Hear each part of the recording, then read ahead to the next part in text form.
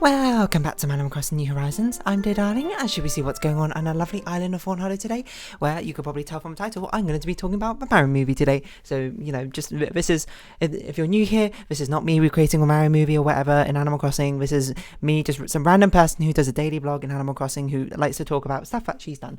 And over the weekend, I saw the new Mario movie in theatres. So I'll warn you before I get to any spoilers or anything. So, I'm going to be honest, I don't think spoilers really matter in this movie. Because my TLDR of it, it's enjoyable. It's basically fan service / a love letter to fans. The movie, is probably the most heavily fan servicey movie I've seen, and not in a bad way, fan service, and literally it's just a love letter to fans, I suppose, who love Mario games and the franchise. But anyway, hello everyone. Right now in Fawnhallow, it's 5:56 p.m. on Monday, April 10th, 2023.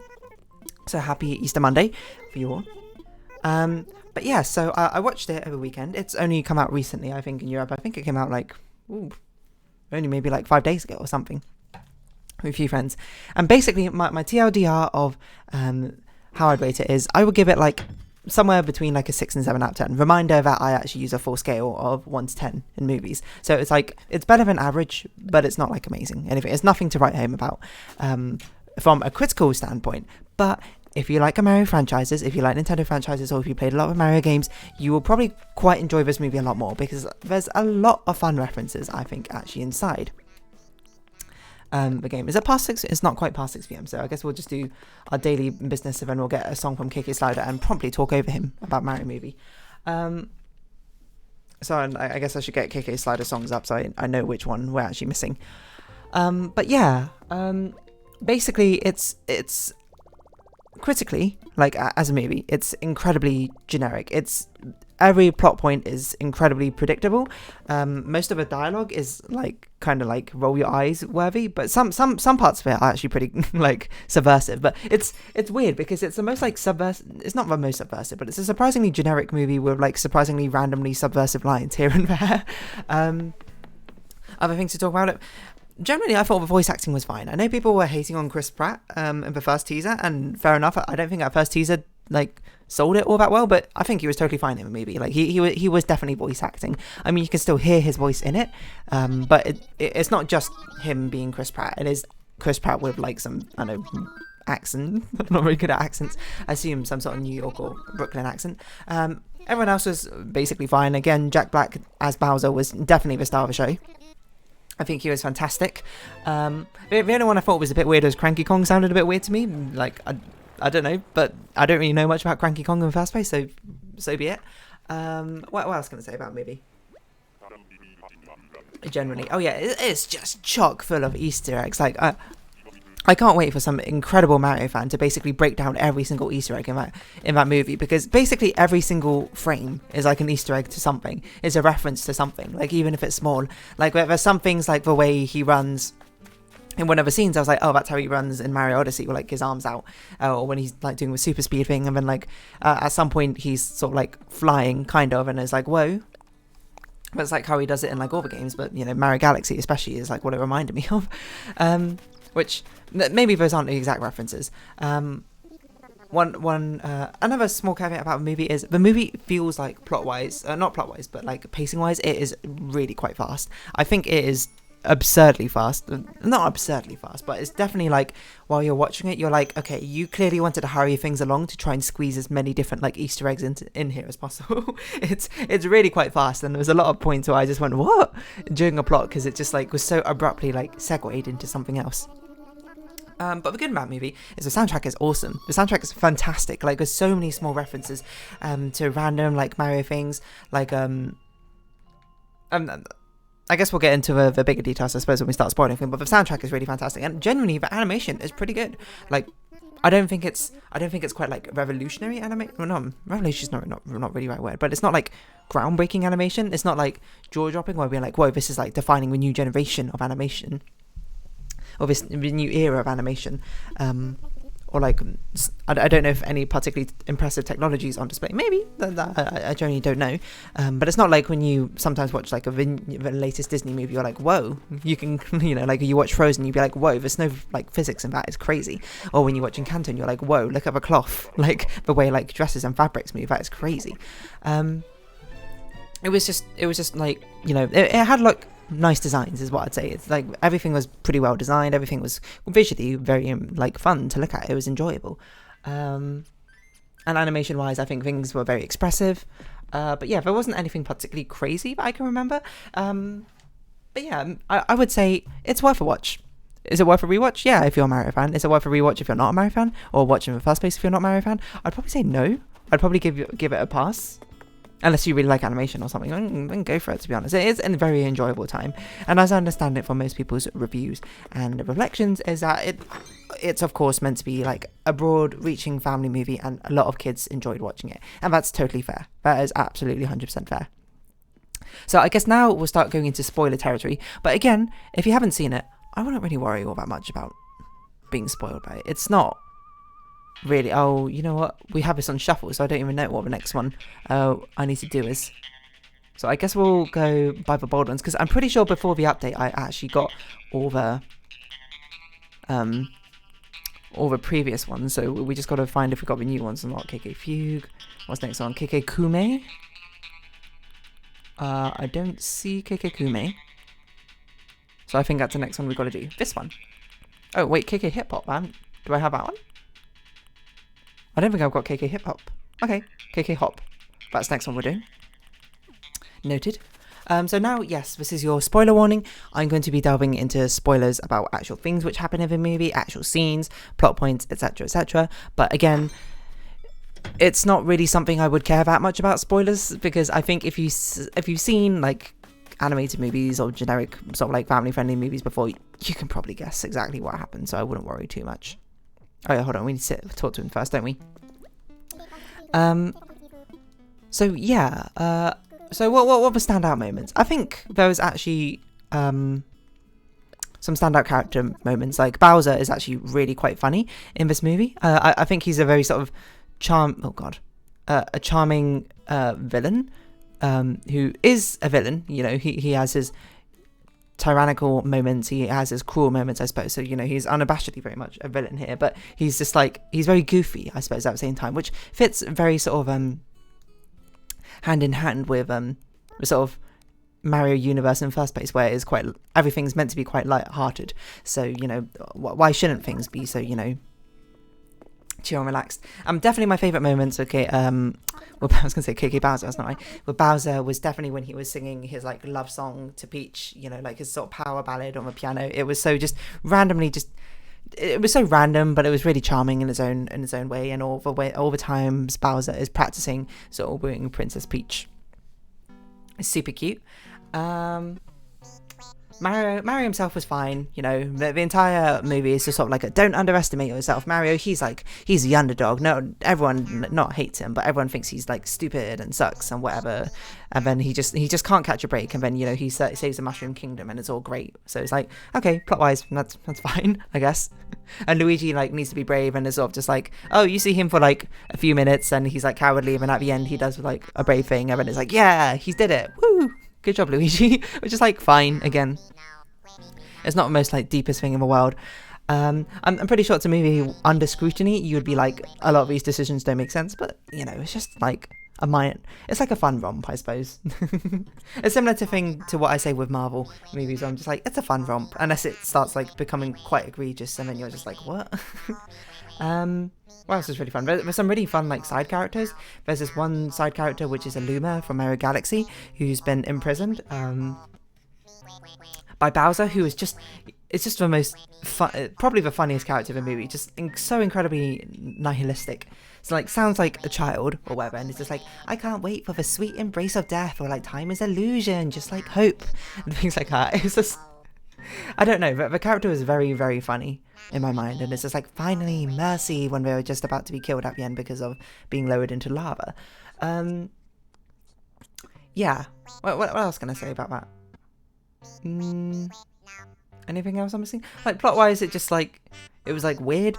Like, you can very much tell the plot was like, oh, you know, he ended up in Mushroom Kingdom, he has to go here, and we're like, okay, we need to go to the Donkey Kong Country world, because that's what we should do, and also we can fit in more characters that way. And you sort of just go like, okay, yeah, you just kind of want to show off more things, fair enough. And it's like, after the Donkey Kong Country world, it's like, okay, we need to go back to Mushroom Kingdom because We've got the army now to stop Bowser's invasion. We got to ride go-karts. It's like, okay, I guess it's like quite a ham-fisted way to get Mario Kart in here, but sure, why not?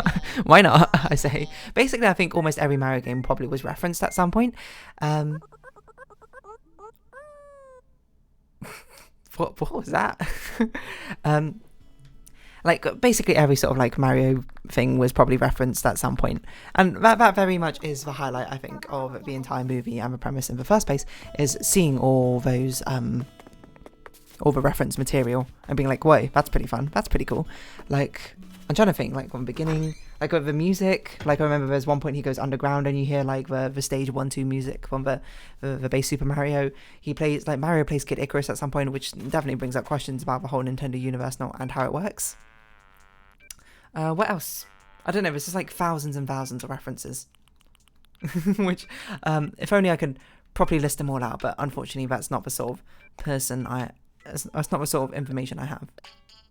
Okay, we play KK Hop, so we know that that's a one we did last. It's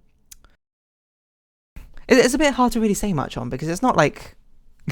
I think the Mario movie is very easily summarized by being like, it's a very generic movie with a Mario skin, and the Mario skin it's wearing on top is doing a lot of the heavy lifting, to be honest. Performance-wise, because that's, you know, the coolest part of it, certainly. Oh my god. Please go to Peter. I'm just trying to open my Nook Mile missions to see if there's a Nook Mile mission I can do. Oh my god, why are you like this? Joy-Con drift, please, please. Which apparently you can now send, at least if you live in like Europe or whatever, to get it fixed and whatnot. I guess I'll do the wood chopping one. No, that seems like too much effort. Let's just sit down. Yeah, what I was going to say about the Mario movie. Okay, I guess we'll sit on this side then. I don't really know what else to say, to be honest. I guess it's kind of funny. Oh yeah, that's what I'm going to say. Like, most of the time it falls into very generic... Can you chill out? Me. Most of the time it falls into very sort of generic, like, dialogue scripts of being like, oh, you know... I wish I remembered off the top of my head. To be honest, like, you know, when Mario first meets Peach and it's like, I had to save my brother and all that, and she's like, okay, we can do it, you know. It's so, as I say, it moves very quickly, so of course Peach sort of just accepts it. But there are certain moments in my head where I'm just like, oh, you know, this did subvert the expectations, I suppose. A little bit.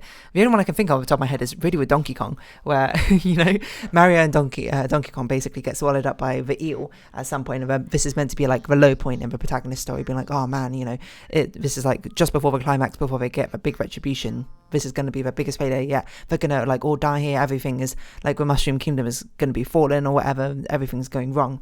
And they're like having a heart-to-heart moment where just Mario's just like, oh, you know, my dad and Donkey Kong, no, I can't remember what Mario says. Like, Mario says, like, I'm like a failure. Donkey Kong goes like, oh, at least your dad doesn't think you're like a complete buffoon and embarrassed your entire like kingdom. And then Mario goes like, oh, actually my dad does think I'm a failure. And then Donkey Kong, this is the funniest line I think in the entire movie, goes, yeah, well, your dad's right, you are a failure. It's so out of nowhere, because obviously that is meant to be the low point, and both of them is meant to be like, oh, maybe this is a moment where the two kind of like not antagonists but like rivals to each other, Mario and Donkey Kong, like sort of reconcile and like find strength within each other and both put aside their differences for the greater good of like the Mushroom Kingdom. But no, Donkey Kong's just like, no, you suck. Shut up. Especially because Mario just saved Donkey Kong literally like minutes earlier. It's very random, but very, very funny. Yeah. What else happened in the movie? I don't know. I can't really even think of much, to be honest. Oh,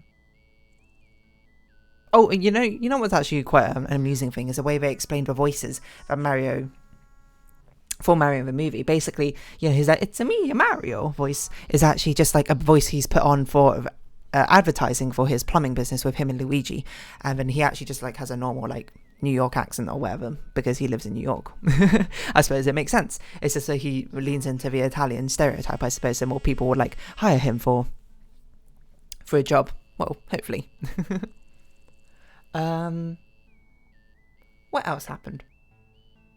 I can't really remember much. I remember I really liked the Invincible Star, the Superstar music that plays towards the end of the movie. One where it goes like dun dun dun dun dun dun dun dun dun dun dun dun dun dun. They like remixed it, and I was like, "Wow, this sounds cool as heck."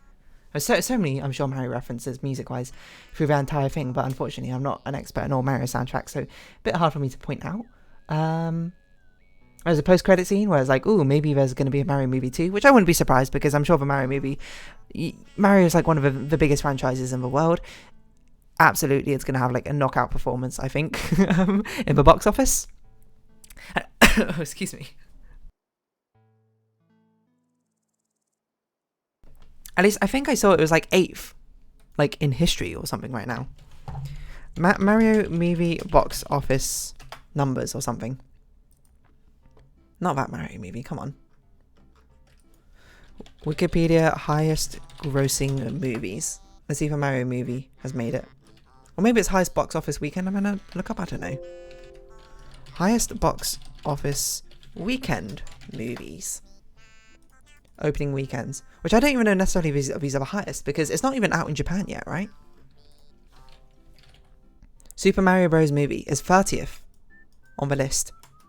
And it wasn't even like out in Japan, which is probably like one of the biggest demographics I'd imagine for it, because they're holding out for it being released during Golden Week, I think. Which is like a very popular, which is one of the bigger holidays, I think, for Japan. Which I think is in May or something. Which is actually now weird how I think about it, but they have such a big holiday straight after school starts. What else? I don't know. It's just like a fine movie. Like it's it's very safe, I suppose, of how it does everything. In my opinion. Of course, I'm not a movie critic, so take everything I say with a grain of salt. So there's not really much to say. It's not like particularly controversial. It's not like, also it's not very like subversive. I think it just sort of like is, and it's fine, and it's good, you know. I don't know what else to say. I'm gonna go open up a Reddit thread. That's what I'm doing right now to see if there's any other things which I can talk about, which I get prompted on by other people saying. Yeah, there's funny moments with Bowser and his like little minions. Bowser singing piano, Bowser singing while playing piano. Rehearsals, yeah. Bowser himself was very charming, I would say. Yeah, I'm singing again. Jack Black was fantastic. Bonnie Tyler? Oh, yeah, that was another thing. Is there were some really random like song choices throughout the movie. There was like Holding Out for a Hero at one point, which is like, okay, like probably one of the most generic, feel good, this is the time for the hero to shine sound like songs like ever. There's also like Aha by Take On Me, which was really random. And there was another one as well, but I can't remember. Like one of them was one of them was like during when they were visiting Kong Country. That might have been like Take On Me, and I was like, what? It was so random. I mean, I guess it's meant to be retro, of course. It's meant to be about time period. That's like when Mario came out, like 1985, right? But it's just sort of like, it felt so weird. Yeah, Take On Me playing during the Kong Kingdom intro. That was it, and I was like, what? I don't even get it. Anyway, yeah, lots of fun. It was generic with a paper thin plot. It's true. It's the sort of thing where reviews, I think, critically, is going to be quite mid, and then like the audience reviews are going to be quite high, because it's a fun movie. But like really, if you're coming at it from a critical standpoint, it's not very deep movie. There's not really much going on. Not say that's it like gets either a free pass or it should be something like it should be critiqued on. It's the sort of thing which is, you know, I think, you know, there's been animated movies recently, especially like Puss in Boots: The Last Wish, which shows that it can be very like family friendly and all ages appealing, but also, you know, generally have quite a good plot with it at the same time. And you know how much I talk about like animated media in the first place. You can probably just look up the countless other episodes where I've spoken about something about that. Punch Out Pizza, yeah, a lot of Easter eggs. Oh, there's some very fun scenes where they like reference like the platforming and movie and the games, especially when Mario and Luigi run into their first job, and then like it's like meant to be a parody, I suppose, of the Super Mario Bros. Games. Like the entire layout was very similar, I think, to World 1-1 or whatever, and he even jumps on a flagpole and slides down at the end, and like ends up next to like Castle Pizzeria or something to be like, oh, that's like a castle. Oh, and the DK rap. Yes, when Donkey Kong gets introduced with DK rap starts playing, he goes, DK, Donkey Kong. It's so good. Apparently they didn't credit the original composer nor artist in the credits. Okay, that's not great. Oh. Why not?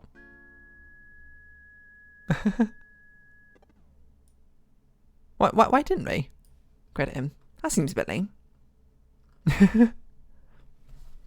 I don't really. Nothing else to say about it. That just sucks. Yeah, it's very much a kids movie. We'll look at a thing you can recognize. Yeah, that's basically how I describe it. Family friendly movie, and the fun of it is basically being like, look at all these things from Mario, right? You know. So yeah, I don't know. Depending on how much you like Mario, it will be depending how much you like the movie. But it's fine, is what I'd say. Anyway, there's my. It's not really a coherent review, I suppose. I think it was a lot more like randomly put together. Sort of. My thoughts are a lot more scattered of a Mario movie compared to other movies. I guess there's not really much that I wanted to analyse, to be honest. So anyway, that's what I thought about Mario movie. It's fine. It's good. It's fine to good. Somewhere in that range. Anyway, I'm going to round this episode off here. So if you have been watching, thank you very much. It's been Animal Crossing New Horizons. I've been Darling. Likes, comments, subscription, shares. Greatly appreciated. Twitter, Discord down below. Hope we can see each other again. But for now, it's our farewell. So until next time, bye-bye for now.